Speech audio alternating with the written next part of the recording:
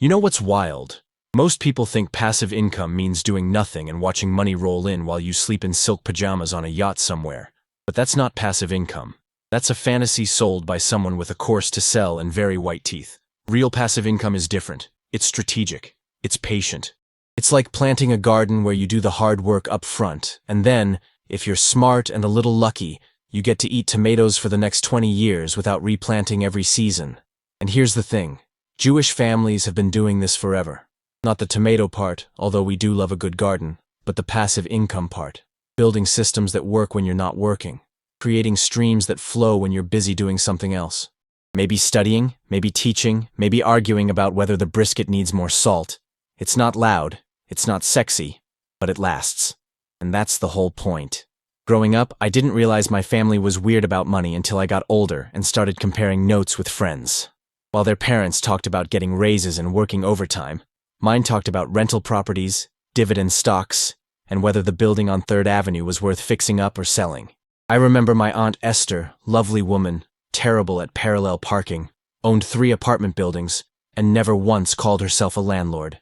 She just said she had tenants who helped her pay for things. That's it. No big deal.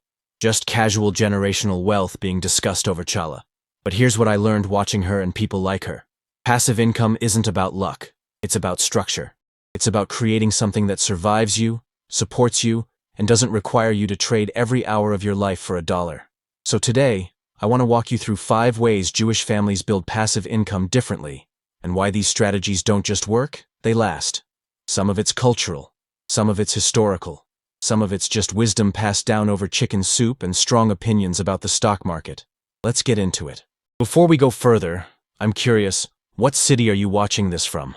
I love knowing where this content lands, whether you're in New York dealing with winter, Los Angeles pretending it's not actually cold right now, or somewhere across the world where you're just trying to figure out how money actually works without all the nonsense. Drop your city in the comments. I genuinely want to know. Alright, let me tell you something most people don't think about when they hear passive income. They think it means easy. It doesn't. It means front-loaded. You work hard now so you don't have to work hard forever.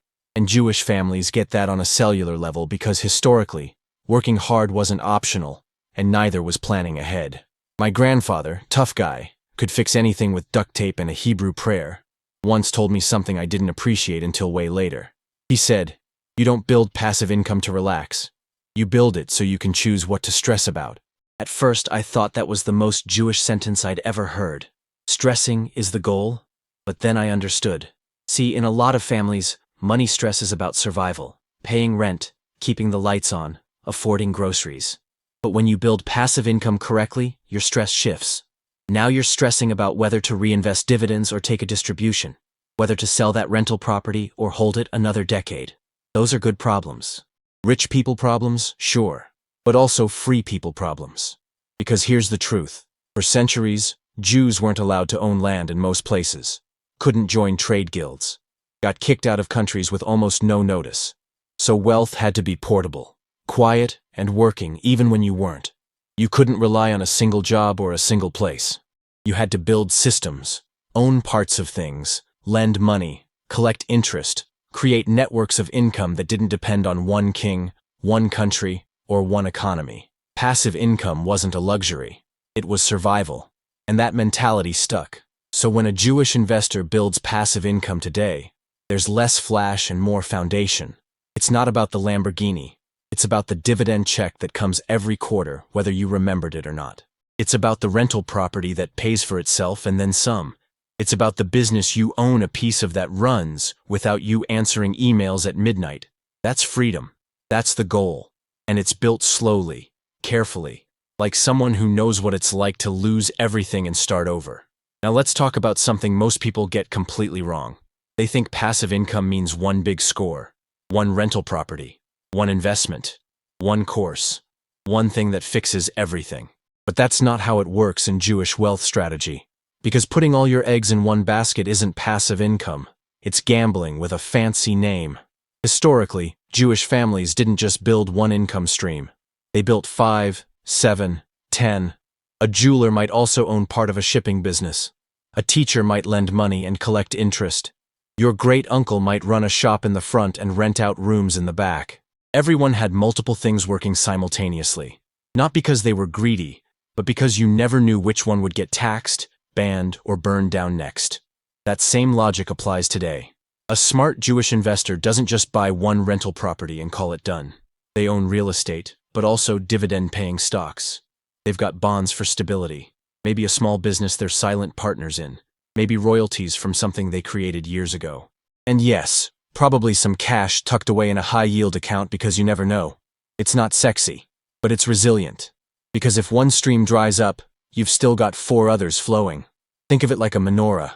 You don't light one candle and hope it lasts 8 nights. You light all of them. Each one supports the others. And even if one goes out, the light continues. That's passive income done right. Not one big thing. Lots of small, steady things working together over time. Here's something you probably don't see enough in financial advice videos. Community. Because in Jewish culture, building wealth, especially passive wealth, isn't a solo mission. It's networked. It's relational. It's your cousin who knows a guy who's selling a duplex. It's your uncle who tells you never to invest in anything you don't understand because he got burned in 1987 and still brings it up every Passover. It's sitting around after synagogue and someone casually mentions they just bought into a laundromat, and suddenly you're learning about cash flow, depreciation, and why laundromats never go out of style. Knowledge doesn't stay locked up. It gets shared, passed down, argued about, improved. And that's powerful because you're not starting from scratch. You're building on decades, sometimes centuries, of tested strategies. Need a good property manager? Someone knows someone. Thinking about dividend aristocrats? Your friend's dad has a whole list. Wondering if that online business idea makes sense? Better run it by someone who's seen 10 versions of it fail before. It's not about gatekeeping. It's about protection. A built-in system of people who genuinely want you to win, because when you win, the whole community benefits. And when you mess up, well, everyone hears about it. But that's the point. You learn faster. You avoid the same mistakes. You get access to opportunities most people never even hear about. Passive income in Jewish strategy isn't just what you build. It's who you build it with. Let me ask you something that might sting a little.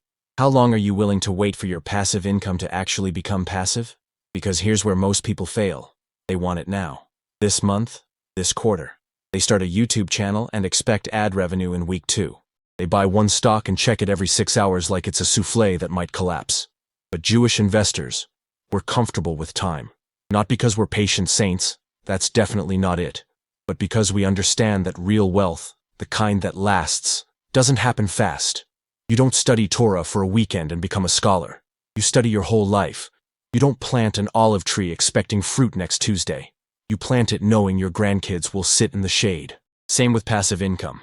My friend David, smart guy, terrible at karaoke, bought a small commercial property 15 years ago. For the first 5 years, it barely broke even. He had to fix the roof, replace the HVAC, deal with a tenant who tried to pay rent in homemade candles. It was a mess. But he held on. He reinvested. He stayed patient.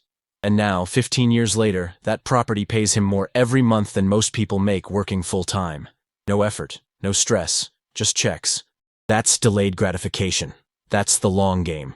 And it works because while everyone else is chasing the next shiny thing, the Jewish investor is watering seeds planted a decade ago.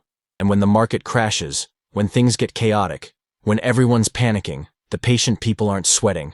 They're watching. They're learning. They're waiting for the next opportunity because they built their foundation when times were good. Now here's the last piece that ties everything together. Education. Real education. Not a 3-minute TikTok or a quote on a sunset background. I mean actually learning how things work before you put your money into them. Because in Jewish culture, ignorance isn't just risky. It's unacceptable. Historically, education was the one asset no one could steal. Land could be taken. Jobs could disappear. Homes could burn. But knowledge, that traveled with you, that stayed. So Jews learned constantly. From books, from teachers, from failure, from each other. And that hunger to understand shapes how passive income gets built.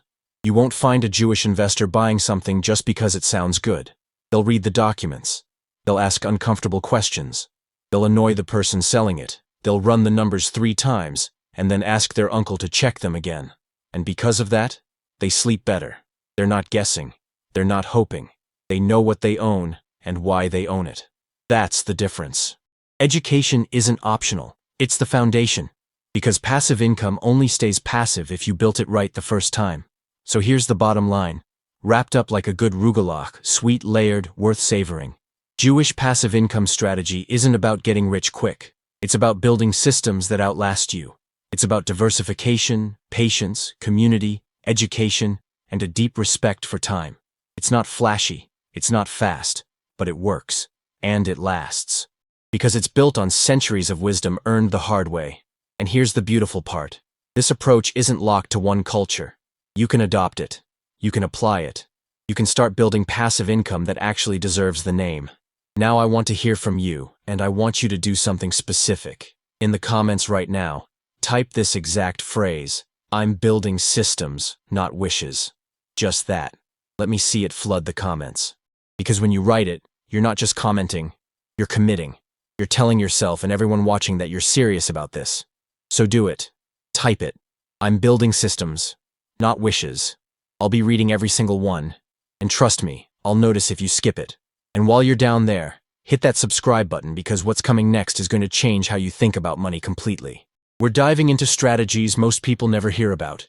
The kind of knowledge that used to stay inside closed communities but doesn't anymore. You're getting the real playbook, and you're not going to want to miss a single episode. Like this video too, because it tells me you're paying attention. And I create more of what works. This isn't just content. This is a movement. You're part of it now. And here's what I'll say about the next video without giving it away. It's about something most people think is outdated, old-fashioned, maybe even boring. But the families who understand it, they're the ones still wealthy 3 generations later while everyone else is starting over. That's all I'm saying. You'll see it soon. Don't miss it.